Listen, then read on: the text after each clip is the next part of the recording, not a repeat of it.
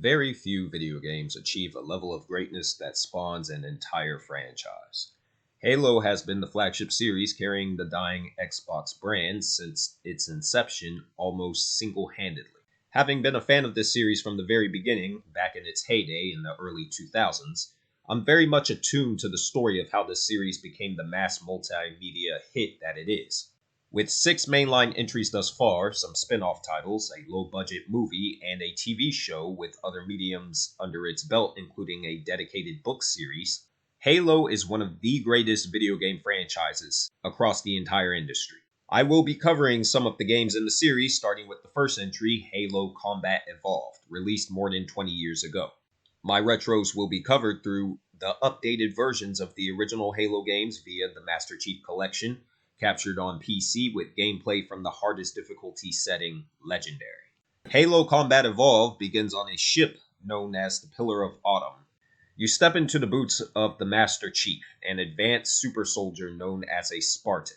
John 117, or the Master Chief, who is aided by his AI companion Cortana, take action when the Pillar of Autumn is hailed by an incoming threat of alien infantry, which we later learn are a part of the Covenant, an army of diverse alien races bound together by their religion.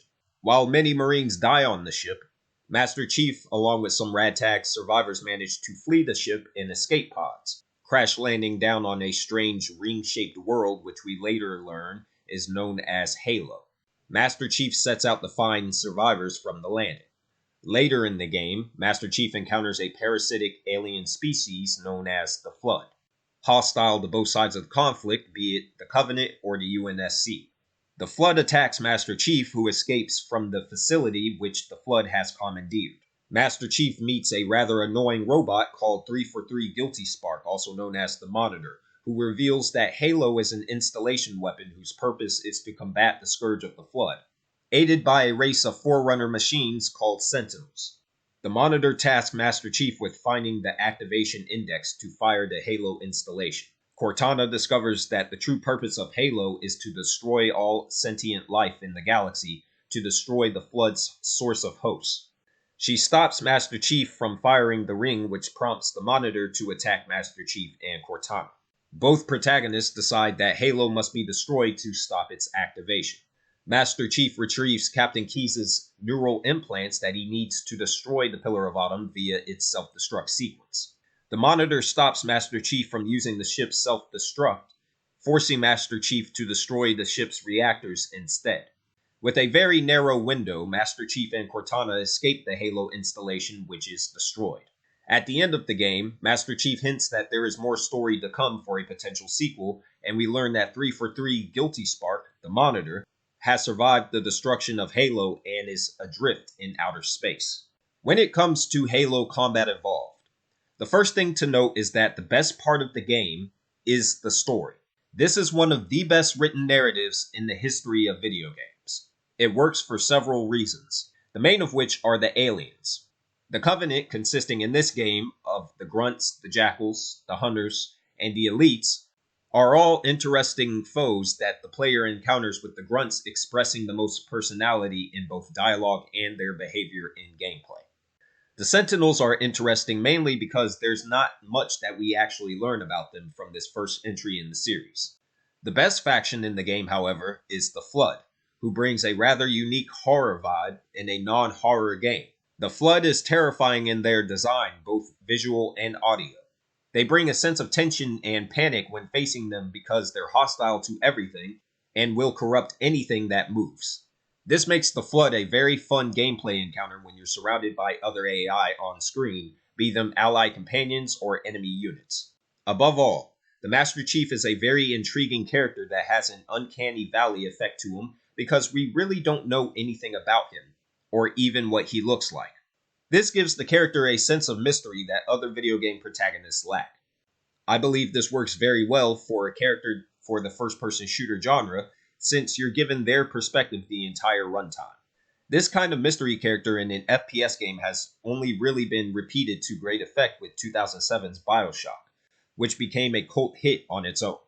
Another part of what makes Halo stand out is its soundtrack.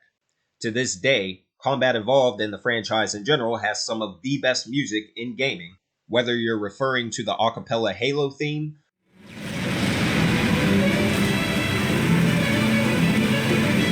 Chief, up ahead there's a gap in the trench. At top speed, we should be able to clear it.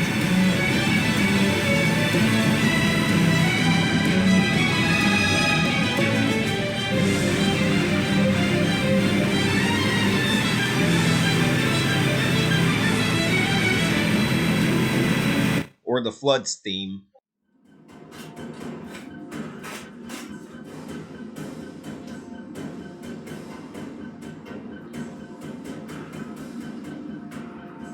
Or a myriad of songs that play throughout the game. A unique tone is set that gives the game its own style that's immediately recognizable.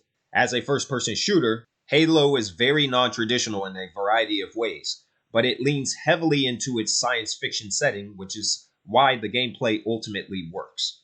Instead of having just a base health bar, you're given a shield which can be temporarily boosted through rare environmental pickups.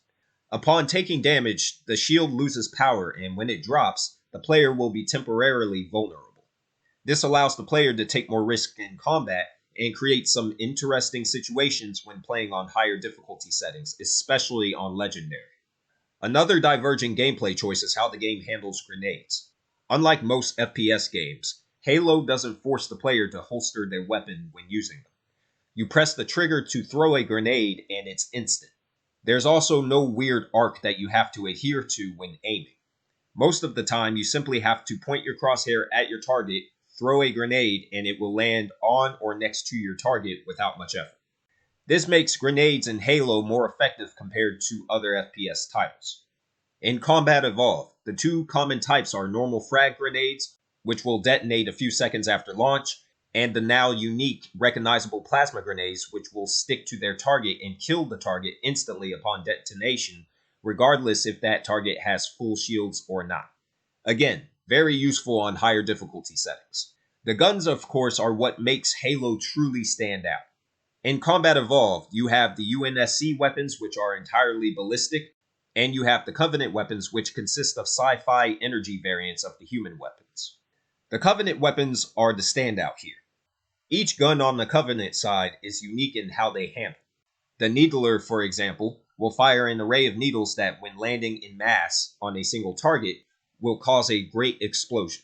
Useful for when you don't have any plasma grenades and you're facing multiple targets. The plasma rifle is basically an energy variant of an SMG that will rapid fire at a single target with accurate precision, but it will overheat, forcing the player into a cooldown animation before it can be fired again, making it a high-risk, high-reward type of weapon.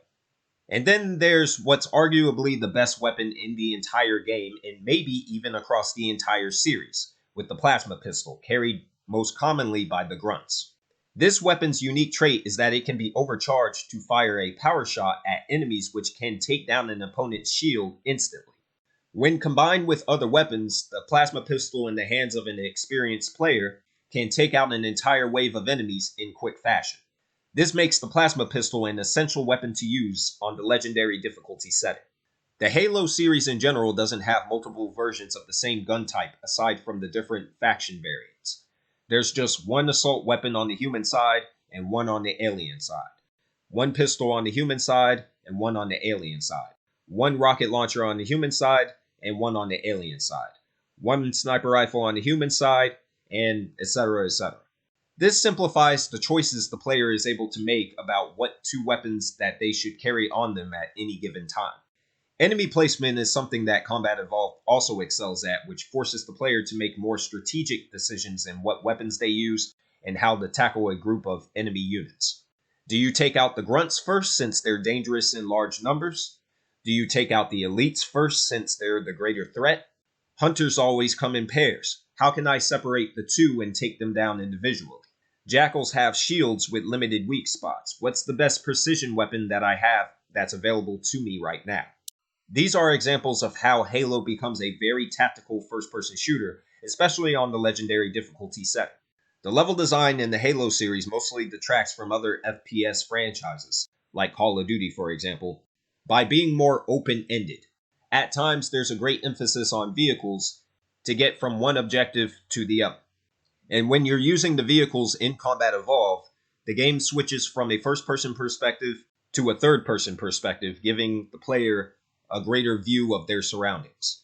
Some of this has become a bit outdated at this point, specifically when it comes to Combat Evolved, as the levels at times can be a little bit too big, making navigation a pain. But the vehicles ultimately succeed in bringing Halo its own unique gameplay style. And when you factor in that the player is able to utilize vehicles from both factions, both the UNSC and the Covenant, with vehicles such as the Warthog and the Ghost and the Banshee, it creates for some very memorable sections in the level design. Finally, you have the multiplayer, which was good for its time, but it's quite outdated now, and I'm not going to cover that element of the game in this video, or the multiplayer modes for the other Halo games in subsequent uploads following this. Halo Combat Evolved, when you factor in all of its parts, stands as not just one of the best FPS games ever made, but one of the best games ever made, period. It stands as the best game that developer Bungie has ever released, and it managed to capture lightning in the bottle, launching a series of games and spawning a console-selling franchise for multiple gaming generations. And this game's legacy still lives on today.